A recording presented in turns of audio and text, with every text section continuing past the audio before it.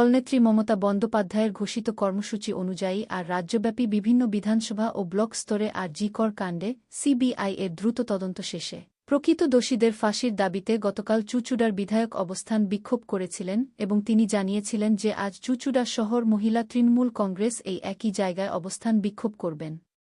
সেই মতন আজ দুপুর 1টা থেকে বিকেল 5টা পর্যন্ত হুগলি চুঁচুড়া শহর মহিলা তৃণমূল কংগ্রেস কমিটি ডাকে অবস্থান বিক্ষোভ কর্মসূচি পালন করলেন। দলনেত্রী নির্দেশ মতন রাজ্যের সমস্ত ব্লক এবং বিধানসভার স্তরে আজ মহিলা তৃণমূল কংগ্রেস কমিটির ডাকে অবস্থান বিক্ষোভ কর্মসূচি পালিত হচ্ছে। আজ চুঁচুড়া ঘড়ির মোড়ে অবস্থান বিক্ষোভ কর্মসূচি পালন করল হুগলি চুঁচুড়া শহর মহিলা তৃণমূল কংগ্রেস কমিটির মহিলা সদস্যরা।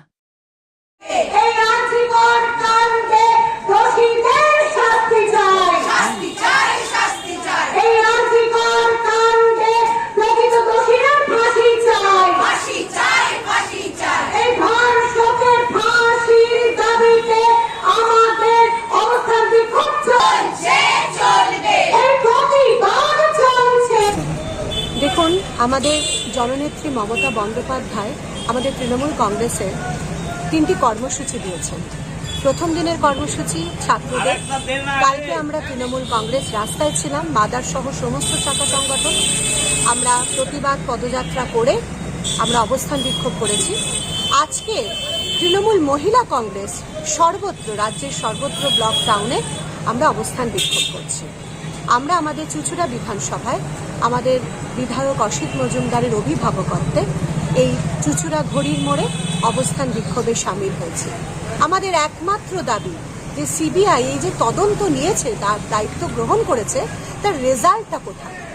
এই যে তদন্ত শেষ হচ্ছে না, দীর্ঘদিন ধরে তাদের হাতে কেসটা চলে গেছে, তারপরেও প্রকৃত দোষীকে খুঁজে পাওয়া যাচ্ছে না।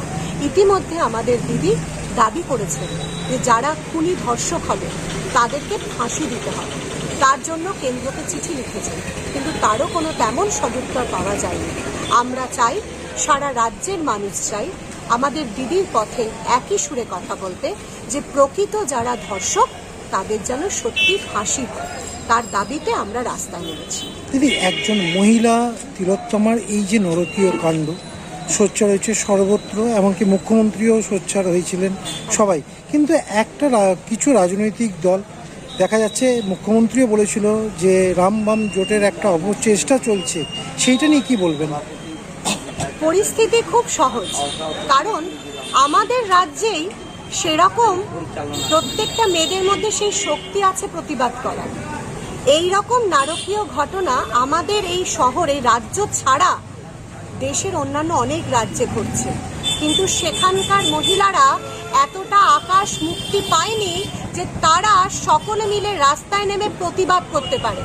এখানেই দিদির পজিটিভ, এখানেই দিদি যে কত বড় শক্তির দায়িনী আমাদের কাছে, কারণ তিনি তার রাজ্যর মেয়েদের এমনভাবেই প্রস্তুত করতে পেরেছে যে সর্বত্র এই প্রতিবাদ উঠতে পারছে, প্রতিবাদের আওয়াজ। কারণ এই পশ্চিমবঙ্গে গণতন্ত্র আছে, পশ্চিমবঙ্গের মানুষ গলা তুলে কথা বলতে পারে, সেখানে তার গলার কণ্ঠরোধ কেউ করে না।